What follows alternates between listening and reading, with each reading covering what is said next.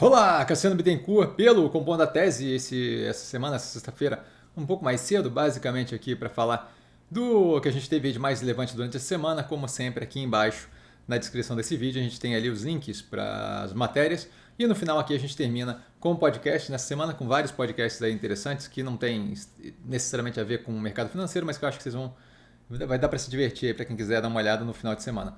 Tá, a gente começa com a tentativa ali, né, de manter o clima de apocalipse na bolsa, que começou ali a segunda-feira.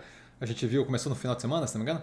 A gente viu a tentativa de, pelo Twitter ali, manter a propaganda, né, ideias de que o Galípolo tinha falado uma frase que não foi dele, justamente tentando manter o burburinho do pânico generalizado no mercado. E aí, gosto de colocar aqui não por ter propriamente uma grande relevância, mas para a galera ver ali que fonte de informação é algo para ser levado a sério, que a gente tem ali bastante gente tentando de fato manter o pânico generalizado e o estresse no mercado financeiro justamente para ganho próprio, de modo que isso daqui vem para mostrar que a gente tem ali, teve um tweet e tal, não sei o que, falando de falas do Galípolo que não era de verdade, justamente tentando manter esse clima de apocalipse, tá?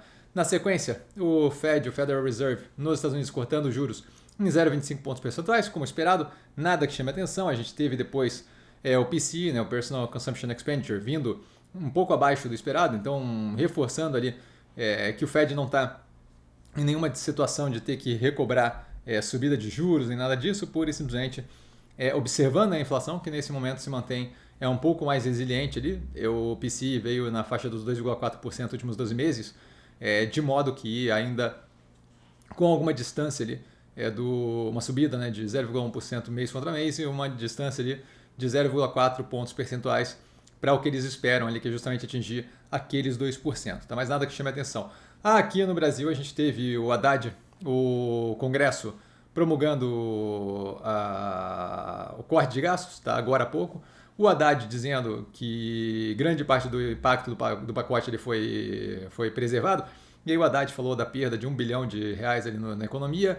A XP, se não me engano, que já fez algum nível de estimativa e falou de perda de 8 bilhões, ainda assim, nada muito agressivo. E mais importante do que isso, o Haddad ali defendendo a progressiva continuidade de uma revisão de gastos sempre sendo feita justamente para ir ajustando à medida que tem mais necessidade ali de lidar com gastos um pouco mais elevados, se tiver que cortar e por aí vai. Tá? Então, assim, basicamente o compromisso dessa parte do governo, pelo menos, de ter a continuidade disso. Vai acontecer, não vai acontecer. Gosto de lembrar da galera que falou que não ia ter corte de gastos, que a gente tem um corte de gastos agora passando no Congresso, de modo que pode chiar, pode reclamar, pode dar piti, mas assim, tem um corte de gastos que está sendo passado.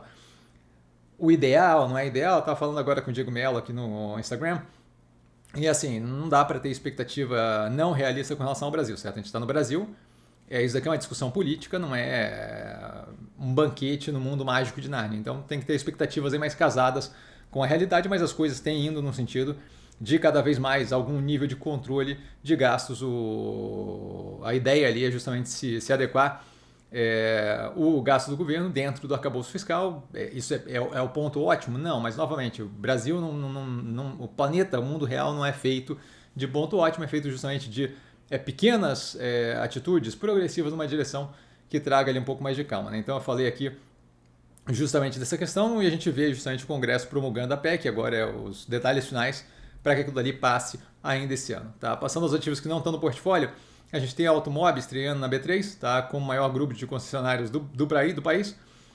Não só isso, vindo ali com preço baseado em valuation, que eu falo constantemente que é chute, e aí subindo agressivamente, mesmo na contramão do mercado como um todo, que tem tido uma tensão maior aí, e aí não é nenhuma discussão de se o valuation estava certo ou se o preço hoje em dia está certo, ou qualquer uma das duas coisas. A questão é justamente compreender que o preço de um ativo é com base em oferta e demanda, então não quer dizer que está certo ou errado, ou justo ou injusto, é estabelecido por base de quanto a gente está disposta a botar dinheiro ali dentro, quanto a gente não está disposta e está querendo vender. E valuation aqui quer dizer absolutamente zero. A gente viu ele desabrindo a 0,20, 0,15, 15 centavos, 20 centavos, e a coisa estourando para cima com tudo, que mostra justamente que a ideia de querer fazer avaliação de ativo com base em fluxo de caixa de contado é simplesmente risível. De qualquer forma, agora nós temos ali a MOB, se não me engano, o nome o ticker do grupo é a MOB, exatamente, a MOB 3. Tá? A Cora Saúde, com a controladora tentando novamente fechar capital, agora com um prêmio superior a 30% do que tem cotado no mercado. Ainda dizem eles que já tem aí um bom apoio do mercado, dos minoritários, para poder fazer isso aqui acontecer. De qualquer forma, é um ativo que a gente acompanha de longe, tem aí análise do IPO no mercado, no canal, se não me engano. Mas nada que chame muita atenção, só para a galera estar a par. Eu cometi um erro na análise da Embraer, que me foi pontuado por um seguidor através de comentário. O erro não afeta propriamente a dinâmica ali do que eu falei, mas é algo que foi errado, então a gente teve aí o short para corrigir. Aqui embaixo, na descrição, tem o link ali para o short, mas basicamente eu falei que a Embraer estava avaliando um wide body plane, tá? E não é um narrow body plane. Tá? Wide de largo, narrow de mais... em português agora me fugiu, mas um pouco menos largo. Tá? Vamos deixar assim porque eu esqueci a palavra.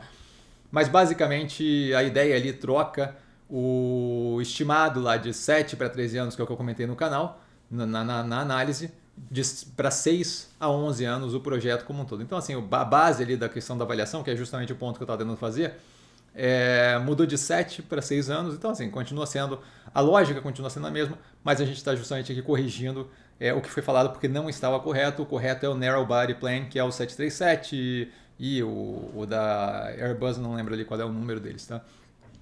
Passando a Tenda tem feito, ao invés de fazer recompra efetiva de ação, ela tem trabalhado ali com um derivativo que basicamente troca o fluxo de caixa da ação que é comprada por um banco ou por uma instituição financeira, e aí o que ela tem é justamente um vínculo ali. Se a ação sobe, ela recebe dinheiro, se a ação cai, ela paga dinheiro, ela perde dinheiro. Tá? É um contrato de derivativo atrelado ao preço da ação, vejo como não positivo, dado justamente o indicativo de que a operação está disposta a especular com o preço de um ativo. O preço de um ativo, como a gente fala inúmeras vezes aqui, você não tem como prever, só com bola de cristal. Esse tipo de ideia, eu já não acho que recompra de ação é a melhor coisa do mundo, mas esse tipo de ideia aqui é basicamente especular no preço de ação. Tá? Você não tem ali, por exemplo, quando você recompra a ação, você não tem, por exemplo, como cancelar as ações. Você tem como, por exemplo, cancelar as ações dentro de tesouraria e aí justamente ter um capital enxugado para eventualmente poder emitir de novo. Aqui nesse caso não, aqui nesse caso quem está comprando ou atrelando as ações ali é a instituição financeira, ela está só recebendo o delta da oscilação do preço. Daqui é 100% especulado no preço do ativo, não vejo qualquer racional para isso, acho uma péssima ideia. Tá? Assim, aprovando o programa de recompra hoje cedo, de ontem para hoje, na verdade, até 15% do que tem disponível em free float, do que está disponível ao mercado. Tá? A gente tem isso daqui dito, não é uma coisa que eu avalio virtualmente nunca. Estou falando aqui porque 15% do free float é uma coisa considerável, então pode ter um enxugamento ali de volume negociado, pode ter um enxugamento pode ter, né? Se eles seguirem isso daqui, é 18 meses para esse plano, mas se seguirem isso daqui vai ter um enxugamento natural da disponibilidade do título a mercado. Tá? Só para a galera saber, ter noção. E o Grupo Mateus fazendo um movimento mais forte aí, de associação com uma rede do Nordeste, tá? Associando, eles estão entrando, injetando ali numa nova operação, né? Todos os ativos deles de Pernambuco, Paraíba e Alagoas, além de fazer um aporte de aproximadamente 380 milhões, tá? Nessa nova operação. E isso daí vai incluir toda a operação do Novo Atacarejo. O Novo Atacarejo é justamente o grupo com o qual eles estão fazendo essa operação. E eles vão ter 51% dessa nova empresa que inclui o Novo Atacarejo, os ativos que eu citei, mais aquela injeção de aproximadamente 380 milhões de reais. E isso daí dá uma expansão aí considerável para o Grupo Mateus. É um movimento relevante para a companhia. Passando aos ativos do portfólio, a gente tem o Uruguai agora pelo Ministério ali de Economia e Finanças, bloqueando novamente pela terceira vez aí, né? As duas primeiras pelo CAD Uruguai, agora pelo Ministério de Economia e Finanças no Uruguai, bloqueando a compra daquelas 3 plantas da Marfrig vendidas para a Minerva.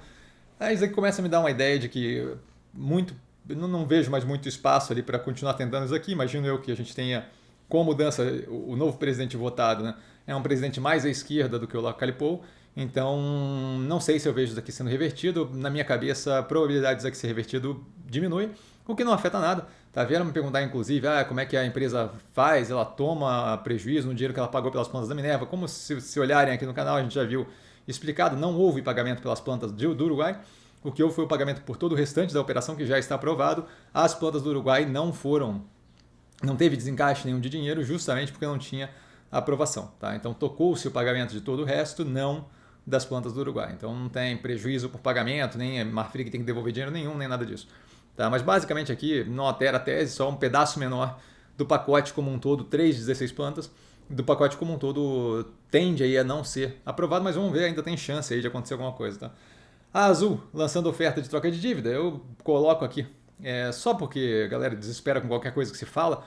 Então, basicamente aqui é um liability management, certo? Eu pego os debenturistas que estão comprados em algumas das debêntures, se não me engano são 2 debêntures específicas, e aí eu ofereço para eles a emissão de uma nova debênture com condições diferentes que favorecem a operação, muitas vezes favorecem o pagamento, eventualmente tem um prêmio ou outro. Não parei para ver ali qual é o ponto a ponto, tá? Mas basicamente para alongamento de dívida, muitas vezes redução de custo de capital e adequação à capacidade da operação de pagamento, que é positivo não só para a empresa, mas para os debenturistas também, que têm interesse total em receber o dinheiro de volta, certo? Por último, aqui a gente tem a Melnick fazendo parceria para projetos de 2,5 bi em Santa Catarina, primariamente como consultora para a operação, tá? Operação de alto luxo ali, e ainda assim com várias negociações e conversas com outros players daqui da região de Santa Catarina, tá? Imagino para projetos de mais alta renda, sim, e possivelmente mais engajados do que só consultoria, mas para ampliar o nível de projetos aqui em Santa Catarina. Vejo como positivo uma expansão para a operação que trabalha basicamente apenas Porto Alegre e região metropolitana. Tá? Algum nível de crescimento e diversificação da operação para uma área que está bombando aqui, especialmente ali Itajaí, Balneário Camboriú. Tá? Passando aos podcasts, a gente tem o All Prime falando do destino dos assassinatos, dos assassinos de Rubens Paiva, do filme que saiu e ainda estou aqui. Tá? Mas basicamente comentando ali como é que se deu a situação e qual foi o paradeiro deles e o quanto a gente continua pagando para quem assassinou Rubens Paiva, que era durante a ditadura militar. Tá? Acho que vale a pena, histórias daqui, é interessante de ver. Tá? O The Daily, do New York Times, falando das atrocidades que foram descobertas na Síria, que têm sido descobertas na Síria com relação especialmente às prisões e tortura durante o regime do Assad. Assad, esse que ganhou 2010, se não me engano, a medalha mais relevante do Brasil, do Lula, certo? Então, só para dar uma olhada aí no nível de descasamento entre discurso e a realidade dos nossos governantes, certo? Aqui, Syria Unearths Years of Atrocity. Na sequência, o The Daily também do New York Times, falando do Pete Hegseth, que é o cara que foi indicado pelo Trump para o Departamento de Defesa e que tem um histórico trash com várias e várias coisas, uma quantidade gigantesca, uma lista. É tanta coisa que o Daily Show fez um programa só tirando o sarro disso, tá? Mas basicamente falando que ele estava com um problema, que ele não ia ser aprovado e de repente a turma ali do Make America Great Again, do MAGA, vieram para cima e conseguiram baixar a bola de todo mundo que tinha algum nível de caráter e que tentou impedir a aprovação desse cara no Senado. Tá? Mas é interessante também para saber da formação do governo Trump. A gente tem o Big Take Asia, da Bloomberg, falando sobre o plano da China de salvar o mercado imobiliário chinês, tá? E de como isso não está funcionando. Então, China had a plan to rescue its housing market. It's not working. Interessante também, falando de economia local chinesa.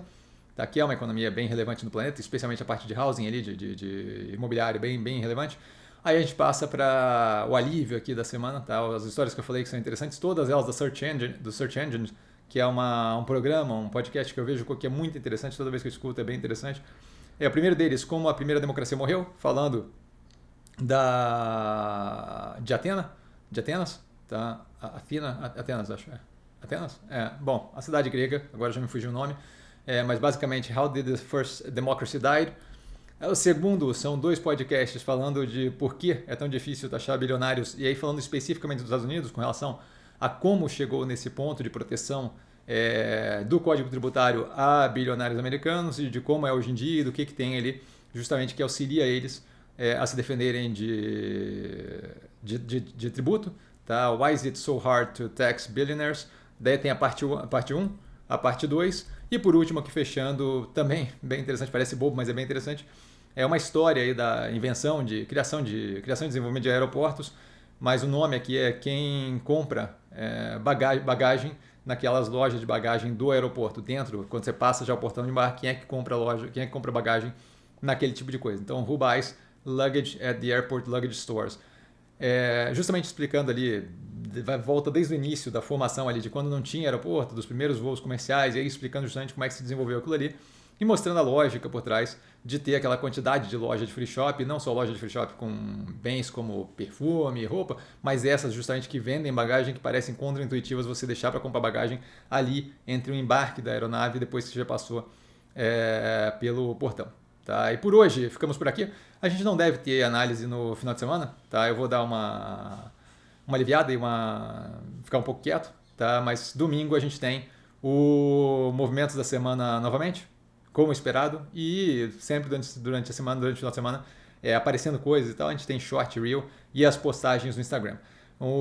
Precisando de mim, estou sempre no Insta, @investir com sim, só ir lá falar comigo, não trago a pessoa amada, mas estou sempre lá tirando dúvida, e vale lembrar que quem aprende a pensar bolsa opera como um mero detalhe. Um grande beijo a todo mundo, e nos vemos aí domingo no Movimentos da Semana. Valeu galera, beijão!